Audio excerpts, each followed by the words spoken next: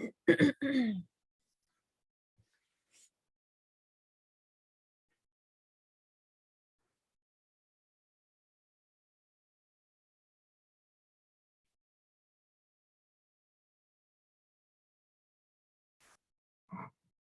right, I think we're going to go ahead and get started. Welcome everybody, and thank you for joining us today for a Learning and Growing webinar, How to Make Students Care a Little More About Their Essays. Our presenter today is Professor Olivia Buzzacco of College of the Albemarle. I hope I'm saying that right. You're fine. My name is Kelsey Saro, and I'm a member of the marketing team here at Hawks Learning. We're going to be doing a live Q&A session after the presentation, so please enter any questions as we go into the Q&A, and we will get to that at the end of the presentation. And I am now going to hand it over to our presenter. All right, thank you so much. So yes, good afternoon, everyone. Thank you for being here, and I would like to thank Hawks Learning for having me. So we are going to talk about how to make students care a little more about their essays, and so this really pertains to academic writing classes. So I am Olivia Buzzacco. I am an assistant professor of English at College of the Albemarle, and that's in easternmost North Carolina. So we'll just go ahead and get straight to it. So let's face it, I think we know that not every student, their favorite class is definitely not academic writing, right? It's not everyone's favorite class, but a lot of our students are required to take this course to fulfill the requirements for their program, their degree. And so what you're seeing on the screen here is some quotes. And so something that I do in the first week of my writing classes is I have students respond to a writing questionnaire. And it's only about 5 questions long. And they ask questions such as, what are you most concerned about in this class? What do you think is one of your greatest writing weaknesses? And one of the questions I have on there, and I tell them to be honest, no judgment. I ask them, do you like to write? And I do tell them it doesn't have to be essays. It can be creative writing, for example. So these quotes you're seeing here are some of the responses I received from students based on that question earlier this semester. And so we have a couple here that just come right out and say it. I'm not really a big fan of writing. Writing for me isn't not my favorite thing in the world, but it isn't my most disliked thing either.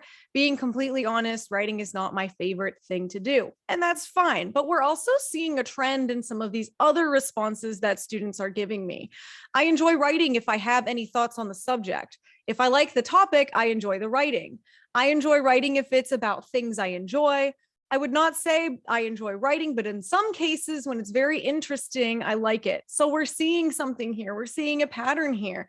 If it's interesting to them, they enjoy the writing. So ever since I've been teaching at the college level since 2015, my number one goal has always been, how can I make this class a little more enjoyable for my students? And so I've spent a lot of time and thought into this. And so the easiest way for me to achieve this goal is to create assignments and activities that pertain to my students' interests.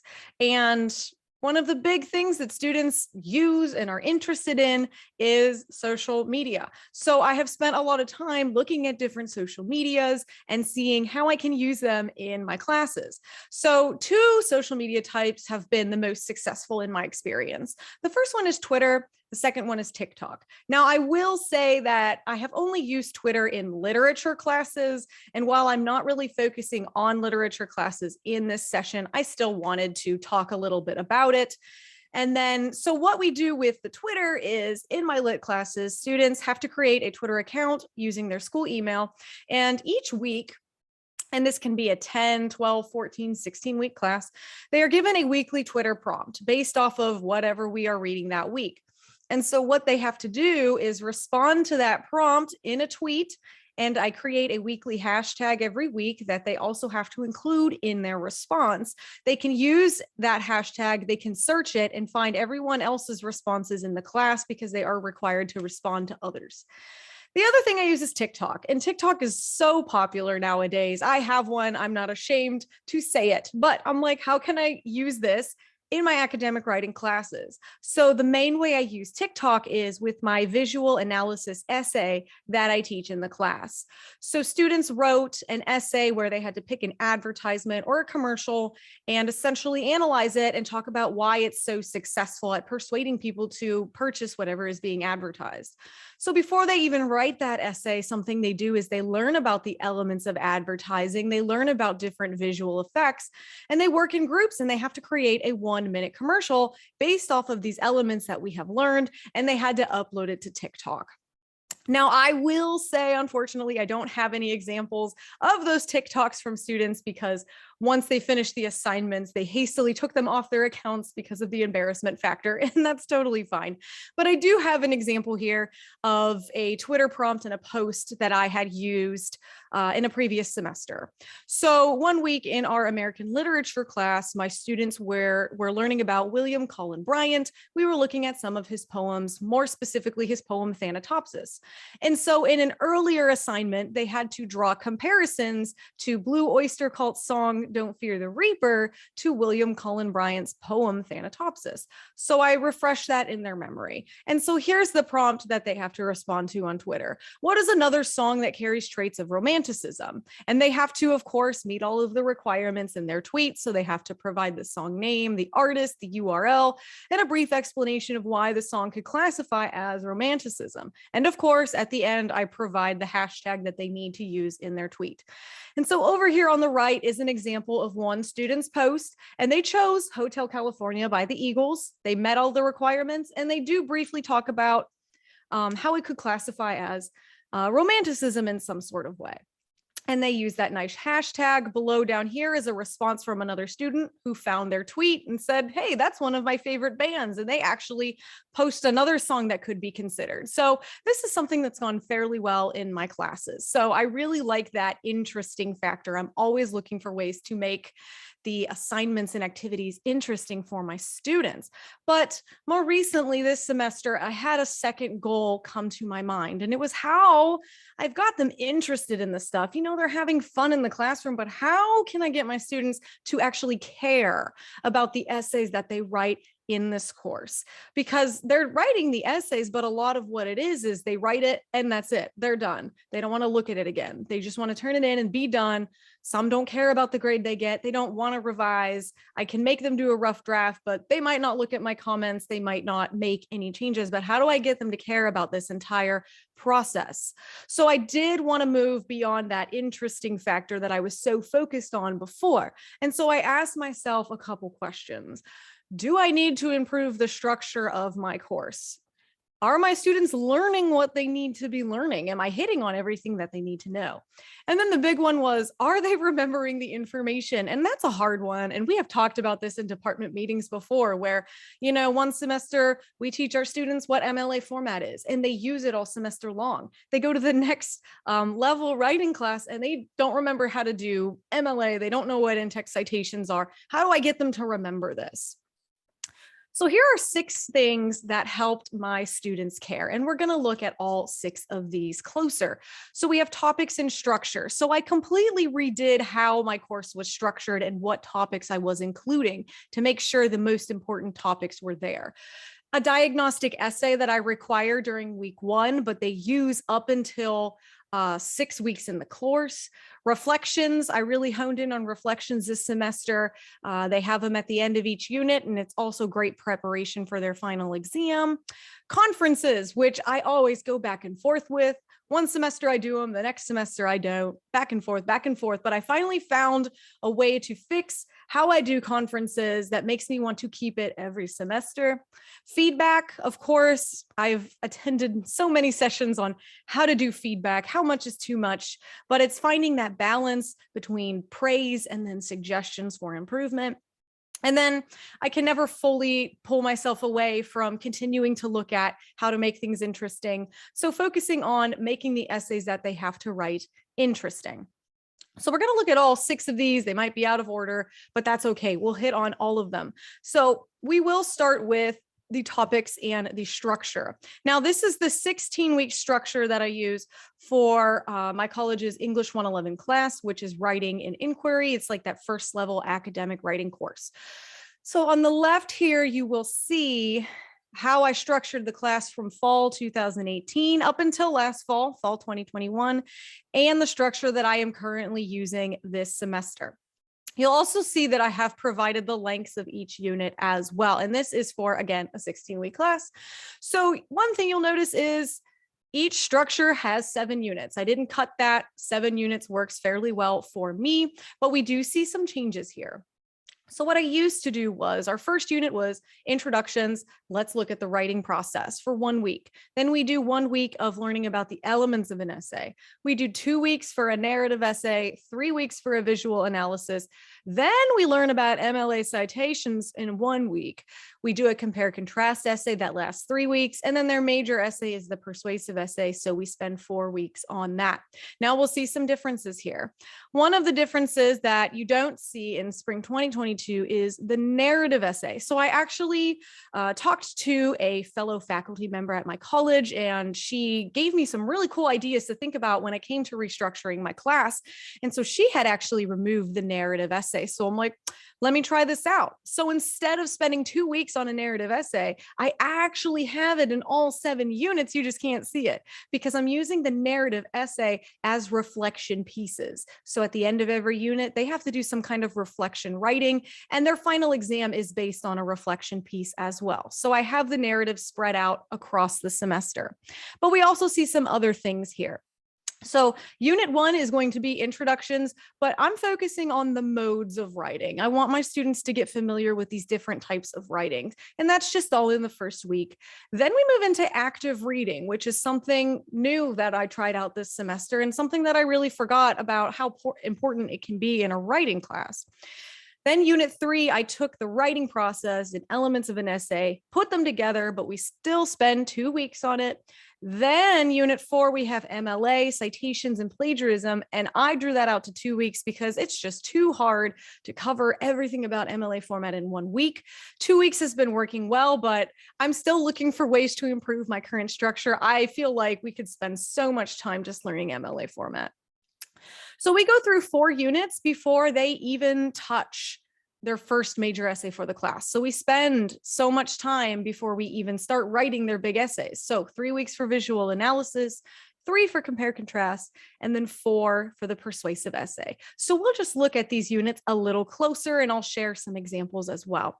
So first unit, introductions, modes of writing. So we start with our general class introductions, just as we always do. But one thing I do on the first day of class is I do kind of have my students meet some of the students that are sitting around them so they can get to know one another. And I put them in these little groups and I say, in your groups, I want you all to come up as a group with 10 questions that you have about myself or about this class. And so I leave it, it doesn't have to be 5 of each. It can be whatever they want, but I want them to, ask questions about the class, but also ask questions about myself because it really helps them relax and get comfortable with me. So when they first start doing this, they get shy, they get nervous to ask questions, but once they start asking questions, the whole mood in the class changes because they're asking me about myself and I'm happy to share about myself. And it really just, changes how things are going and makes it a lot easier for them. We also, of course, review that syllabus, but then we start getting into the modes of writing. So they complete a modes of writing activity where I do place them in groups, and each group is assigned one of the 4 modes of writing. So one group gets expository, one gets description, one gets narrative, one gets persuasive. And I give them a blank Google Slides presentation, and it's completely empty. And each of those 4 modes of writing has its own blank slide. So they have to go find their slide and they essentially have to work together and fill it out. So they're going to put the presentation together and then we look at it as a whole.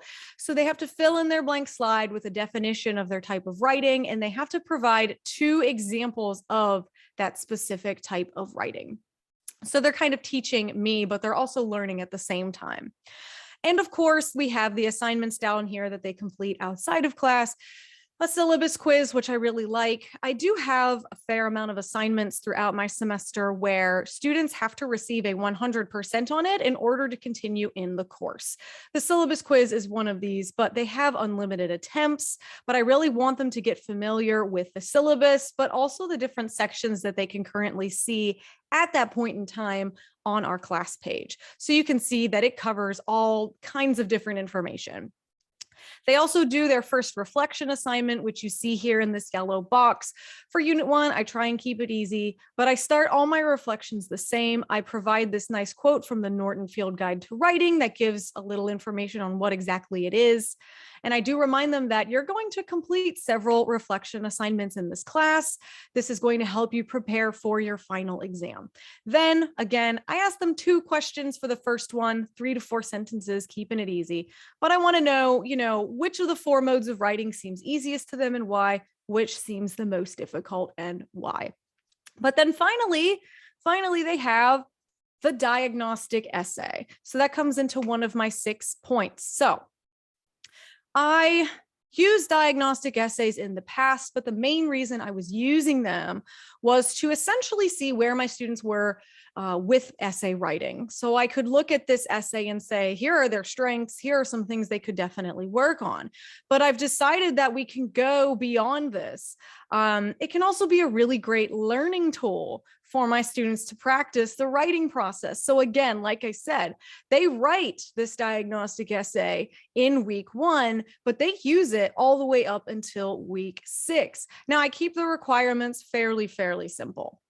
It's a 1-page essay. I don't want them to do a lot of work because they come into the first week of class and they're like, oh my gosh, I already have to write an essay, but it's easy. 1 page, no more than 2 pages, standard font size and type, and just give it a title. I'm not asking them for MLA yet because they haven't really learned it. I just want them to write.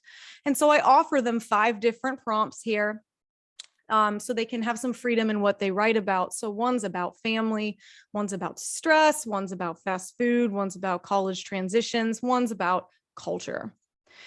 So I said that this carries over multiple weeks. So how exactly does this happen? So we use the diagnostic essay. Of course, they write it in the first unit. The second unit isn't really looked at, but it is very prominent in units 3 and unit 4. So unit 3 is all about the writing process and elements of an essay.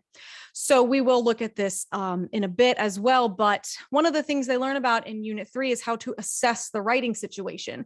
And there are 12 questions that they should ask themselves before ever writing the actual essay. So they get to use those 12 questions and they get to answer them about their diagnostic essay. They're also learning about how to revise an essay and how to edit an essay. So they get to actually practice the revision process and the editing process because I do provide some feedback on these diagnostic essays.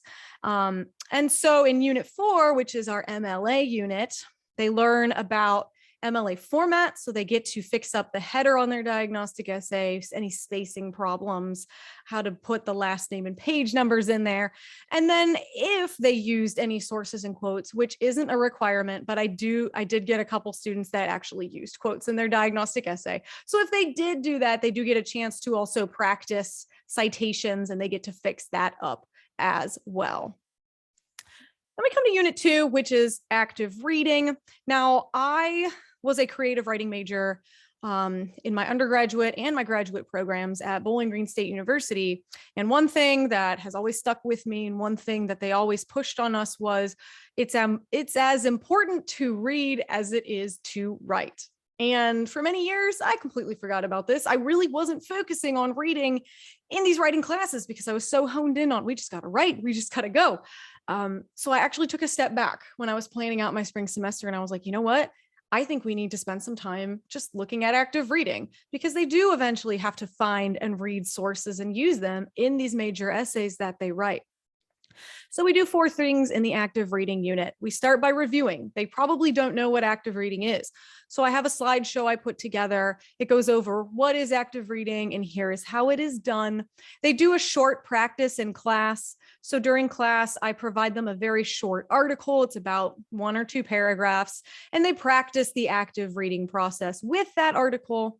Then they do their major assignment for this unit. And this is adapted from the English department at Florida State University. I was doing some searching when I was trying to come up with what I could have my students do in this unit. And I found something on their writing resources page called critical reading activities. And we're going to look at it in a moment.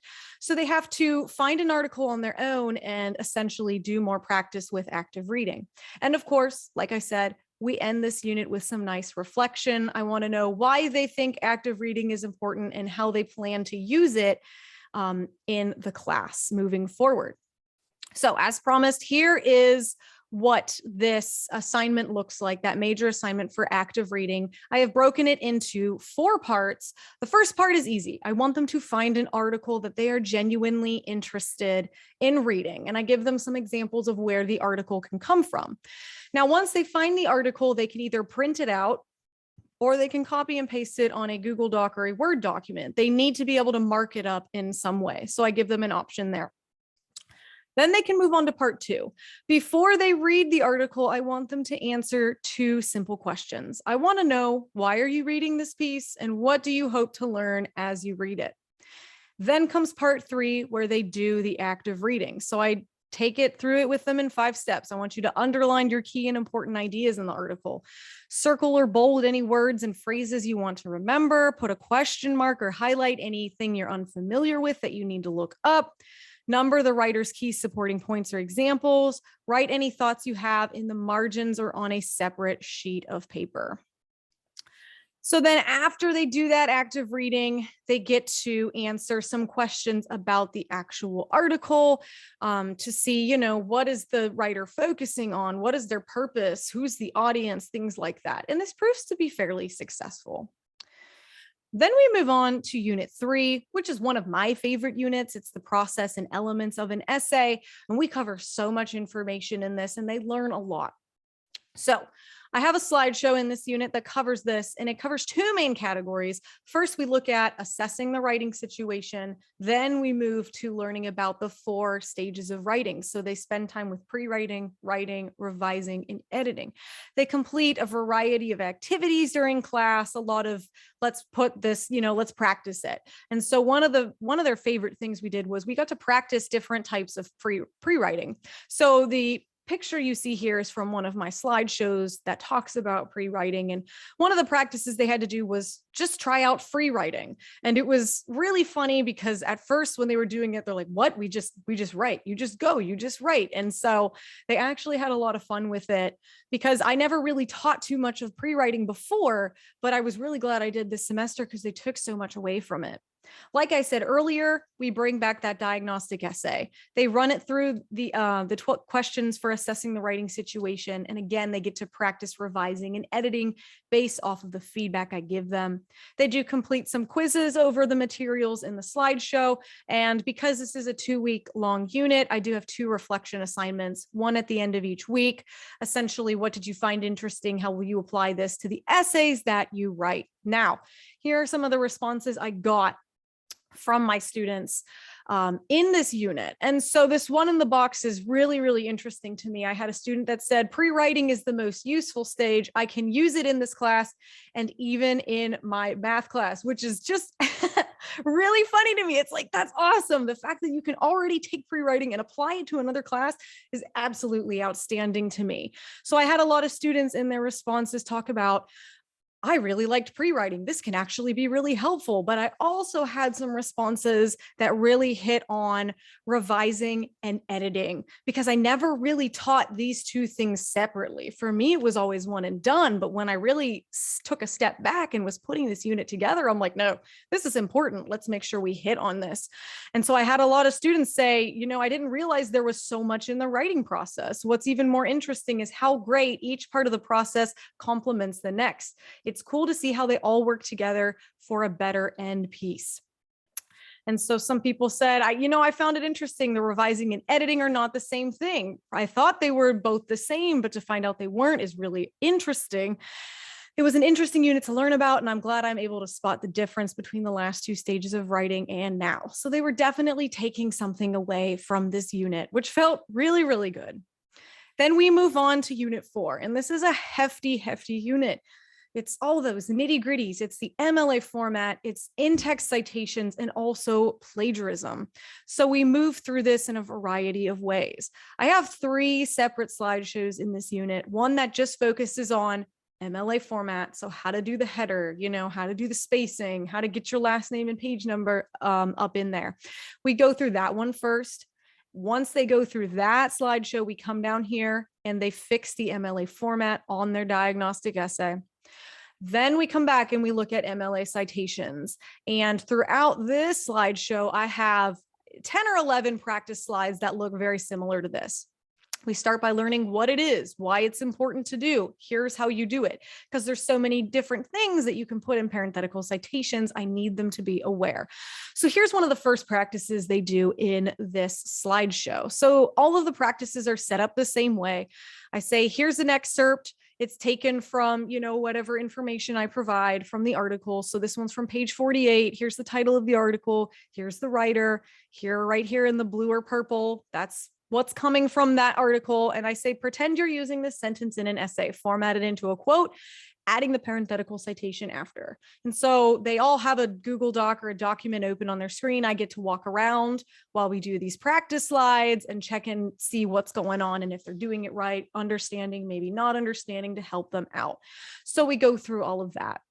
Once we've gone through this, we've also learned about works cited pages by this point. And so they complete a group works cited activity. We're going to look at that assignment sheet in just a moment. It's one of my favorite activities to do in my classes. We also look at plagiarism. We go through that. They also complete a reflection on plagiarism. They take some quizzes, one for plagiarism where they sign a contract at the end stating they know what it is and what will happen to them if they are caught plagiarizing in the class. And then, of course, we end with a reflection. But we'll go back. Let's talk about this works cited activity. Again, one of my favorites. I think I actually took it from the professor that I had when I was an undergraduate student.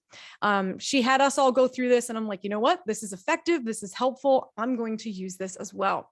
So they're in groups, and in their groups, they have to work together, and all they're doing is putting together a works cited page for 7 sources. And I list out, here are the 7 sources that need to be in your works cited. So they need to find an article from Time Magazine. They need to find a book from the library. They need to find an article from an academic database. That one's the trickiest. I usually have to help them with that, but it's good practice for them. An entry from the Encyclopedia Britannica, one PDF file that I provide for them, a YouTube video, and a podcast. And I give them some resources like, hey, don't feel like you're lost and you don't know what you're going to do. Purdue OWL is going to help you. MyBib is an excellent site for citation generations. You don't have to necessarily piece it together yourself. There are places that will help you. And then an example works cited page that I do give them so they can see what it needs to look like. Units 5 through 7 are all structured the same. So these are the essay units. So they go through 3 different essays and they all start the same way. We start by, let's look at the assignment sheet together. Then we review some student example essays from former students of mine who got really high scores so they can see what the essays look like. They complete a variety of in-class activities based on whatever essay we're doing. So the example I have here is for the visual analysis essay that they eventually write. I gave them a prompt and they get to reply to others for some interaction. They do have to get their thesis statements and sources approved ahead of time. Like I said earlier, one thing I do is I do have some assignments where they need a 100% before they can access anything else in my class. The thesis and sources approval are one of those. I want to see their thesis statement. I want to see the sources they intend to use before they write this essay, because I just want to make sure they are on the right track so they don't go into it blind and write an essay that needs to be completely redone. So that's my way of trying to make sure they are on the right page and they can go ahead and start writing. They submit a rough draft. We get into those conferences, which we're going to talk about in a minute. They do submit a final draft and, of course, a reflection piece. So kind of touching on the interesting factor once again, but I do try to make the 3 major essays they write in this class a little interesting. So in the past, the visual analysis essay that I used was focused on advertisements and commercials. Now I changed it this semester. I wanted just to make it a little more appealing. So what they had to do was they had to either select an award-winning movie or an award-winning TV show or an award-winning video game and analyze why it's successful, right? Like, why is it receiving all of these honors that it is receiving? This proved to be fairly successful. I had a lot of students this semester say that it was the essay they enjoyed the most because, you know, some of them are really into specific movies and TV shows. And I have a lot of students who are gamers like myself, where it's like, oh my gosh, I get to write about something that I am playing every day. It proves to be really fun. The compare contrast essay that we do at my college has to meet the globalization requirements that the North Carolina community college system has set up. And so what students do in this class is they have to compare and contrast a cultural tradition or a cultural custom between two countries. So it is assigned to them, but again, they still get some freedom. They get to choose those two countries they want to focus on, and they do get to pick, you know, that tradition or that custom that both of those countries have. Then we end with the persuasive essay. This is the one they have the most freedom on. I leave it pretty much up to them. I do give them some, you know, examples of here's a good topic, here's one you maybe shouldn't do, but essentially they're free to choose their topic for this one, but they just have to make sure that they are using the 3 rhetorical strategies to persuade the readers on their topic. So let's talk about conferences, essays conferences, student conferences. I use both interchangeably. But this is something, like I said, again, one semester I'd say I'm going to do it. The next semester I'd say, you know what? Nope, I don't want to do it. I needed to find a reason to keep them around. And I finally figured it out. And I had some help from Brad Hughes. He has a really interesting article called Conducting Student-Teacher Conferences. And he's saying a lot of great things in this article. So I made some changes and I have found what has worked very well to get my students to really care about the entire writing process. So the rundown goes like this. They sign up ahead of time for a conference day and time. It's usually during class time. They submit their rough draft ahead of their conference, so I have time to read them and provide feedback on them. They attend their conference, and then this is what happens. And these questions are what really did it for me. They have to come and they know ahead of time, because I remind them of this while they're signing up. They need to come to their conference with 2 questions they have about their essay. And I do tell them on the assignment sheet, don't ask me, what did you think of my essay? And don't ask me, what grade would you give this? We're going to talk about the grades in a minute, because I do grade these a little differently. So that questions thing is really, really helpful, because I usually, before I ever did that, my students just came in, they were just like, all right, I'm here because I have to be. But this time they have to come and they actually, have to think about what they just wrote. And so they come in, they give me their questions, I answer their questions. I might have some questions for them, I might not, but then we're going to go through my feedback together, just one-on-one, and it's really nice. And as we're going through my feedback, they might come up with other questions, and that's been really cool too. So Brad Hughes really hits it on the nail here. By talking directly and individually with students about their writing, you can have a profound influence on how they interpret your assignments and your comments on their work, how they approach a draft or a revision, or how motivated they are to write. Remember that talking about ideas and drafts and revisions it's an essential part of writing, and conferences provide ideal opportunities for that talk. And so in his article, he essentially says the following, they allow for a lot of really great things here. It establishes a good working relationship with students. It can reassure anxious students as well. Again, it's one-on-one. This is their chance to get, a little more personal with me. And it's been very helpful. It can be a great motivator for them. It can be helpful for them to come up with ideas for their essays. If they're really struggling on something, let me give you my time now, to help you out. So I've done conferences this semester and it's gone fairly well. I did my first round of conferences for the visual analysis essay. And I always get nervous when I start conferences. I'm just like, I don't know if they're going to like it or whatever. But I had 2 students when I was doing the visual analysis essay conferences, when I was wrapping it up and they were leaving, they said, this was really helpful. I really like this. This is a good idea. And I was like, yes, it's just little things like that that make me feel like, I'm doing my job. I'm making an impact. It was just so good to hear. And so it's been really nice to go through this semester. And I actually just finished up my conferences today. I'm done with them for the semester, but it's been really nice to see my students come in. They're prepared. They have questions, and it's been really exciting. So we got to backtrack. I should have put this before conferences, but I didn't think about it. Essay feedback. Now, I will say I have attended a fair amount of Hawks Learning webinars, and they are very helpful. And one I attended was back in November, and it was called 10 Tips to Provide Effective Feedback to Student Writers. Hawks has a YouTube page. I recommend looking at it. I recommend watching this webinar. I learned a lot from it. I feel like my feedback has improved from it. So these two professors gave me some really awesome ideas to think about when it came to essay feedback.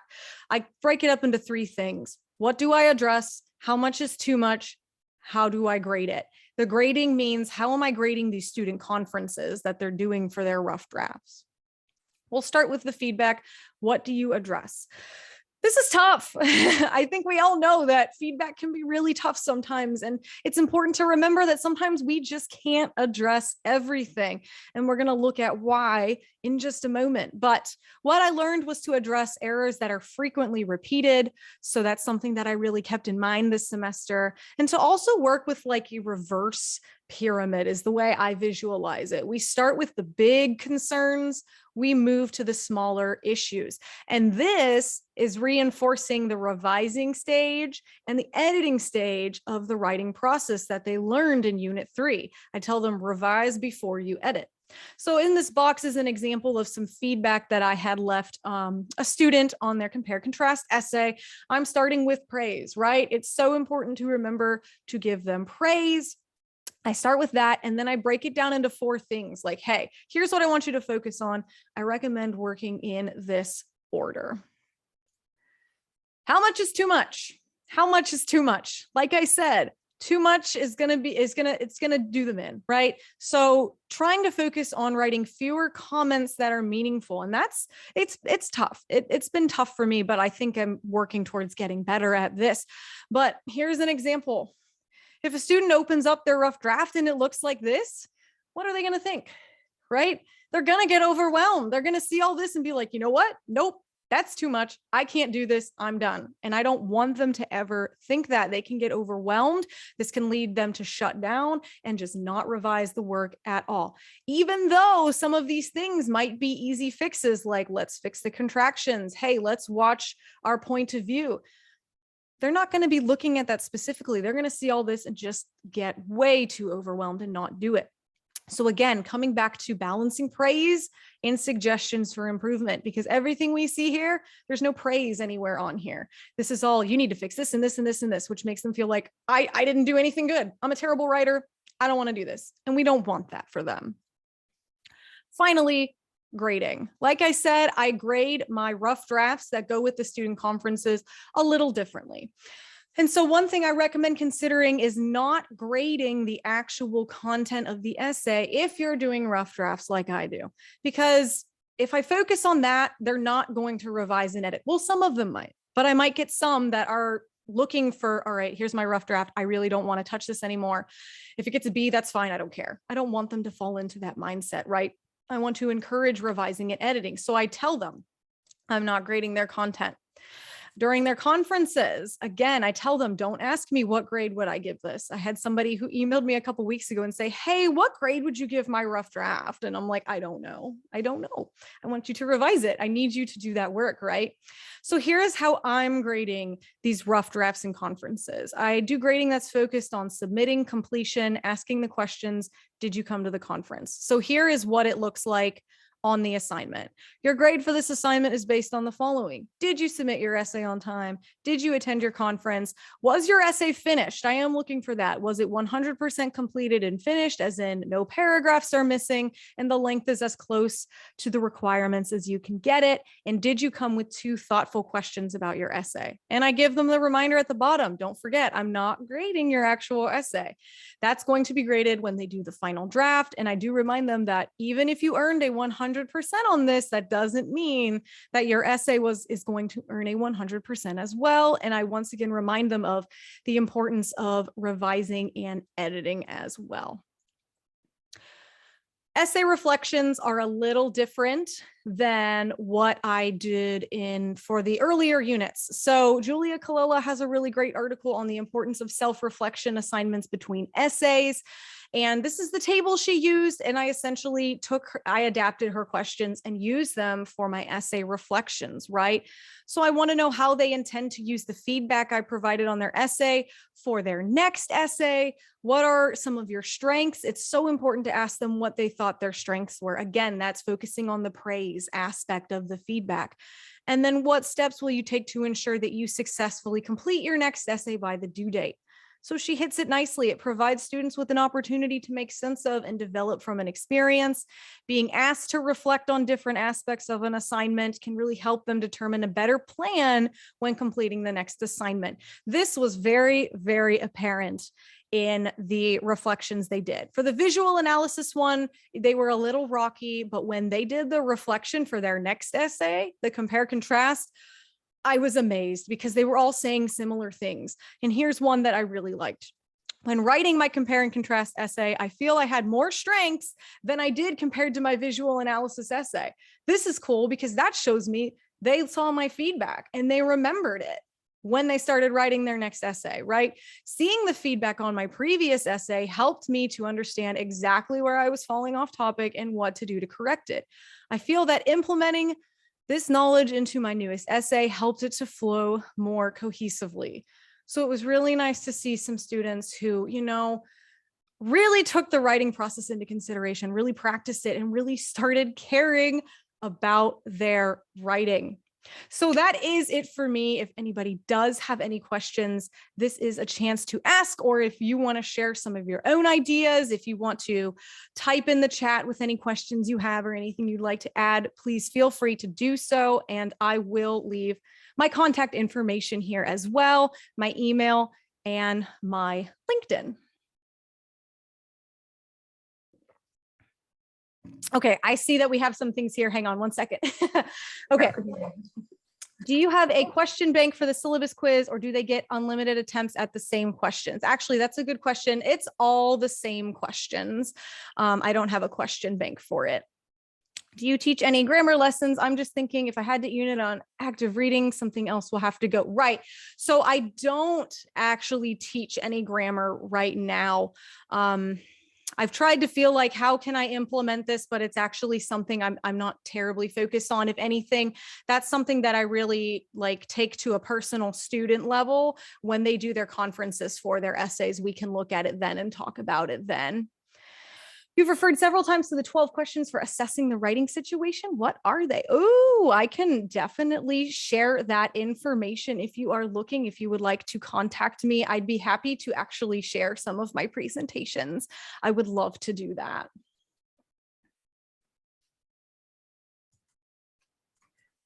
We also have a question in the Q&A. For your 100 before you move forward assignments, what is your turnaround time or grade time? Oh, that's actually a good question.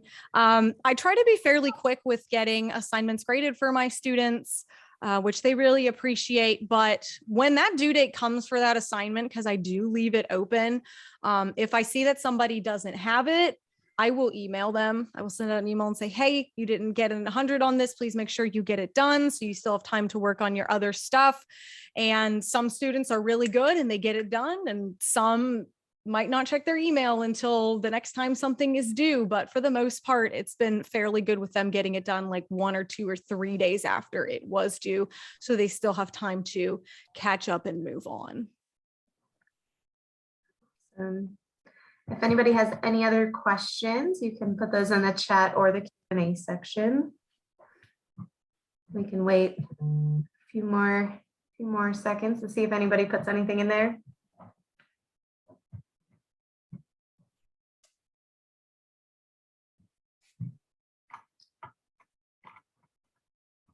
Oh, okay. We have a tip. Just wanted to share my tip on commenting on papers. I make a key for comments I was making over and over. I also do that. It's so helpful. The students then link that to the key, and there are additional resources to help when I am not available. If A means weak thesis, they see that on the key and there are links. Oh, that's awesome. I really like that. Thank you for sharing with us. I do something similar and it's been fairly helpful. Do you use standard comments or copy and paste feedback? So some of them on the Turnitin assignments, I can create new things. So if I'm seeing a lot of second person being used, I can just pop that in. But I do try to give personalized comments as well with every essay I'm looking at. I like to make sure it's balanced. And yes, we will be sharing the recording. After this, everybody will be sent a recording once it's available. Rubrics, yes, I have created rubrics for the reflection assignments and rubrics for all of the essays. Yeah, anything that's like a bigger writing assignment, I do use rubrics for. I've spent a lot of time putting those together this semester.